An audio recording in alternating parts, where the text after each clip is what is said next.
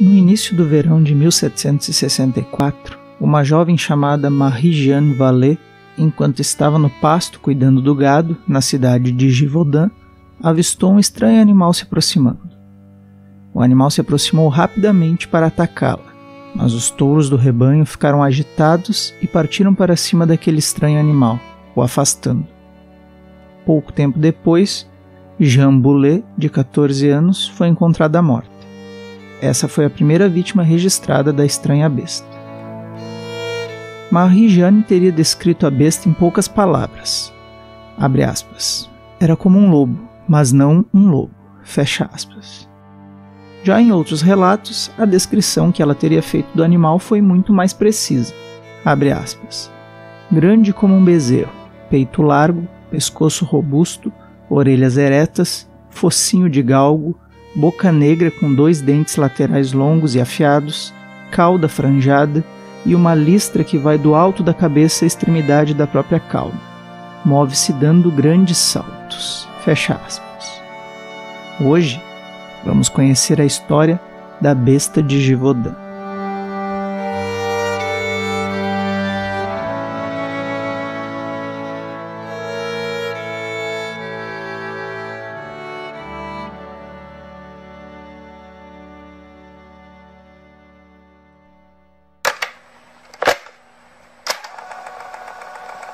Olá, meu nome é Guilherme Galvão e esse é mais um episódio do Funil de Histórias.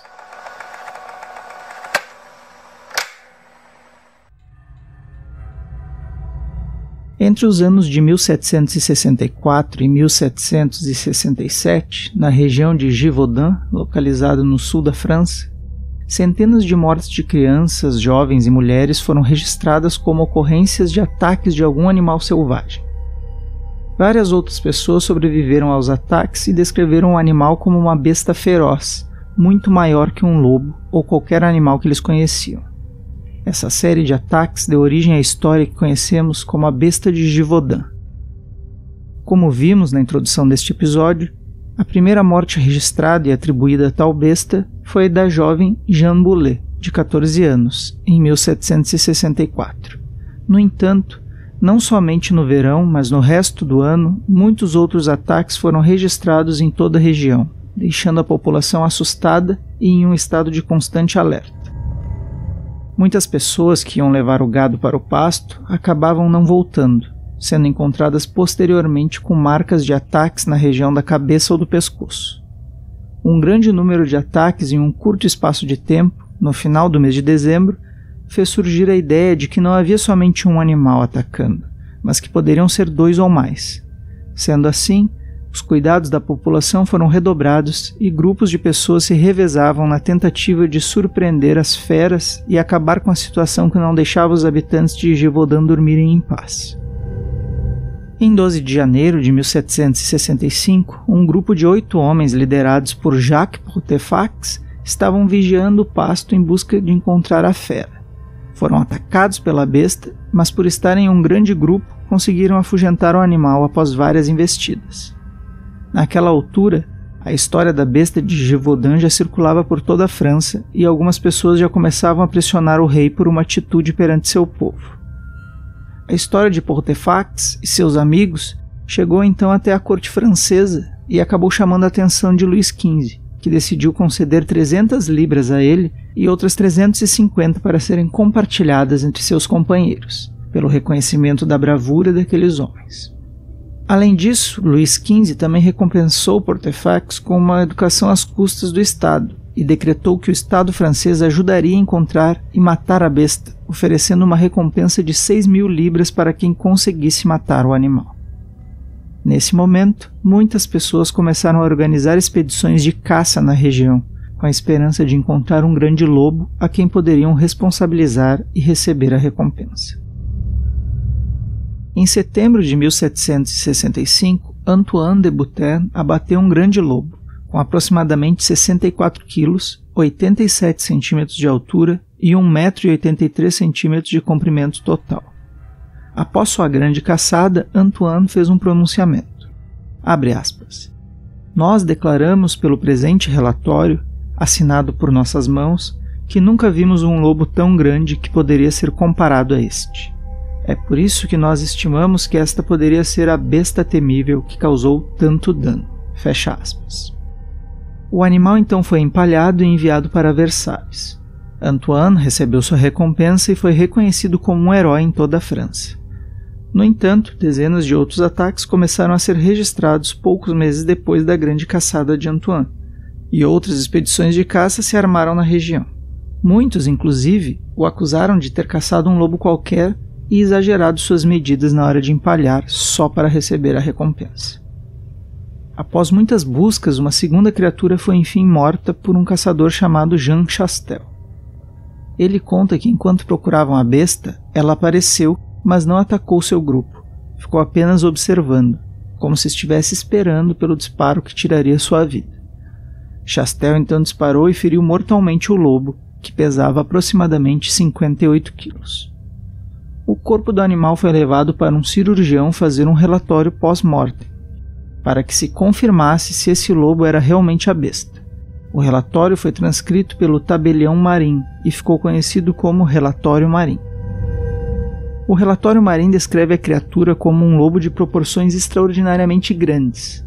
Abre aspas. Este animal nos parecia ser um lobo, mas extraordinário e muito diferente por sua figura e suas proporções dos lobos que vemos neste país. E isso é o que nos certificaram por mais de 300 pessoas de todas as partes que vieram ver. Fecha aspas. O relatório também aponta que foram encontrados restos mortais humanos no estômago da criatura. Após a morte desse animal, os estranhos ataques cessaram, restando somente registros de ataques reconhecidamente de lobos comuns naquela região. Alguns relatos dizem que Chastel utilizou uma bala de prata benzida por um padre para matar aquele enorme lobo. Outras histórias dizem ainda que as balas utilizadas na caçada foram fabricadas a partir de medalhas de prata com a imagem da Virgem Maria. Mas, ao que tudo indica, a história das balas feitas em casa com as medalhas da Virgem Maria é uma invenção literária do escritor francês Henri Pourrat, no livro chamado A Fiel História da Besta de Gévaudan, em tradução livre, de 1946. Uma invenção que, se não é a origem, ao menos ajudou a perpetuar o mito de que lobisomens são mortos por balas de prata, um mito que acabou sendo incorporado à história da besta de Gévaudan. Em 1987, um estudo do Instituto Norueguês de Pesquisa Natural estimou que entre 1764 e 1767, naquela região da França, houve 210 ataques, resultando em 113 mortes e 49 feridos. Dessas vítimas, 98 teriam sido parcialmente comidas. No entanto, outras fontes apontadas no mesmo estudo afirmam que o animal reconhecido como a besta teria sido responsável por um número de mortes bem menor, girando entre 60 e 100, entre adultos e crianças, além de ferir mais de 30 pessoas. Mas levando em consideração que apenas um animal teria feito esse número de vítimas, é um número considerável. Mas o que realmente aconteceu em Gévaudan ainda ficou com uma aura de mistério, pelo fato de muitas descrições dos ataques da besta não condizerem com as características dos lobos que foram abatidos. Além da descrição já citada no início do episódio, outras tantas descreveram o animal como tendo a pele de tom avermelhado e emitir um odor insuportável. Assim, diferentes teorias foram sendo propostas ao longo dos anos para explicar o mistério da besta de Gévaudan. De acordo com estudos mais modernos, a hipótese mais plausível para o que teria acontecido é a de que um grande lobo realmente atacou muitas pessoas. Mas uma histeria coletiva teria feito com que todo e qualquer ataque de lobo fosse atribuído a essa tal besta, de características e proporções fora do comum. Tal histeria teria contribuído para a disseminação de mitos de que bestas sobrenaturais vagavam por Gévaudan.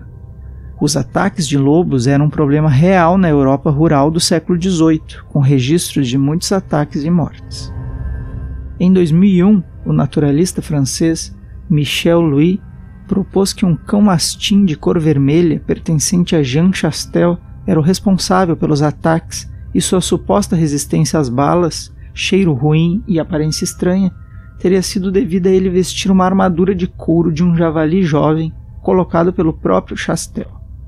No entanto, não existe uma clara explicação sobre os motivos de Chastel ter feito isso antes de ser anunciado qualquer recompensa. Apesar da interpretação amplamente aceita, com base na maioria das pesquisas históricas, de que a besta era um lobo ou outra espécie de canídeo selvagem, outras teorias alternativas foram propostas, como a do biólogo alemão Karl-Heinz Tack. Karl baseia sua teoria em 2 pontos principais: a faixa etária das vítimas e os testemunhos a respeito da aparência da besta. Para o biólogo, uma revisão feita em 2002 dos dados de ataques de lobo ocorridos na França entre os séculos 18 e 20 mostram que, abre aspas, se a linha da tabela França 1764-1767 for excluída e analisada separadamente, e quase todos os dados nesta linha se referem às vítimas da besta, surge o seguinte: os dados da besta mostram uma mudança drástica em direção a uma idade mais avançada. Vítimas adultas da besta são proporcionalmente 6 vezes mais frequentes do que vítimas adultas de lobos. Em contraste, as crianças com menos de 10 anos são representadas apenas por 1/3 em comparação com os dados dos lobos. As vítimas da besta eram em média mais velhas e, portanto, capazes de se defender com mais força. Eram mais pesadas e energicamente mais lucrativas. Os dados da besta são significativamente diferentes dos dados dos lobos. Como o tamanho médio das presas normalmente aumenta com o tamanho corporal dos predadores, os dados apresentam evidências indiretas, mas, no entanto, claras evidências de que as testemunhas da época não exageraram. Encontraram um animal muito maior que um lobo. Fecha aspas. Ainda segundo Karl, os relatos das testemunhas não podem ter sido inventados, pois são muito coerentes e corroboram o que para ele é a teoria mais plausível. A besta era um leão. Segundo ele, abre aspas, não pode haver dúvida razoável de que a besta era um leão, ou seja, um macho subadulto. A descrição do tamanho, aparência, comportamento, força, tudo se encaixa. A comparação do tamanho com um animal bovino, cabeça chata, pele avermelhada, uma linha escura ao longo da espinha que ocorre ocasionalmente em leões, manchas nas laterais do corpo que aparecem especialmente em leões mais jovens, um corpo que se torna visivelmente mais robusto da parte traseira para a frente, uma cauda que parece ser estranhamente fina, uma borla na cauda, enorme força que permitiu ao animal transportar humanos adultos e partir crânios humanos, bem como saltar 9 metros, o uso de uma língua áspera para raspar tecidos de crânios de modo que parecessem polidos, gritos estridentes descritos como latidos terríveis, uma pegada de 16 centímetros de comprimento, usando garras durante um ataque, atacar grandes ungulados pulando em suas costas, vítimas de estrangulamento, uma preferência pelo campo aberto.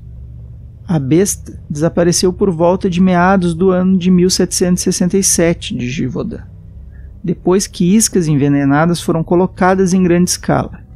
Desde 1764, ele havia sofrido 12 ou mais de ferimentos por arma de fogo, alguns dos quais disparados a queima-roupa, enquanto os lobos costumavam ser atingidos fatalmente por um único tiro. Os leões eram, na França do século XVIII, uma espécie bem conhecida, mas a maioria das pessoas tinha visto, na melhor das hipóteses, apenas representações estilizadas de machos com crinas bem desenvolvidas, por exemplo, como animais heráldicos. As pessoas em Givaudan certamente não tinham ideia da aparência de um macho subadulto, com sua juba em desenvolvimento e seu corte de cabelo moicano. No entanto, o oficial Jean-Baptiste Boulanger Duhamel, um dos caçadores da besta, estava muito perto da solução quando escreveu em janeiro de 1765. Este animal é um monstro cujo pai é um leão. Permanece em aberto o que a mãe é. Os ataques da besta de Givaudan são apenas uma das várias séries de ataques de feras na França durante os séculos 17 e 18, numa época em que os zoológicos onde animais exóticos eram exibidos estavam na moda. Fecha aspas. Oficialmente, a besta de Givaudan foi um lobo, mas talvez pudesse ter sido um leão. E você? O que acha que aconteceu? A besta era realmente um lobo muito grande? Um leão? Ou algo que vai além da compreensão humana?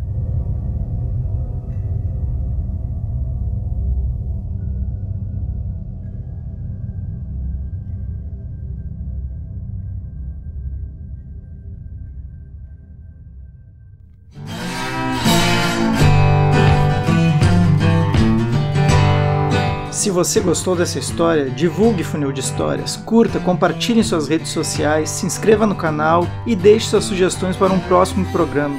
Quem sabe sua história não aparece aqui. Abraço e até a próxima. Tchau.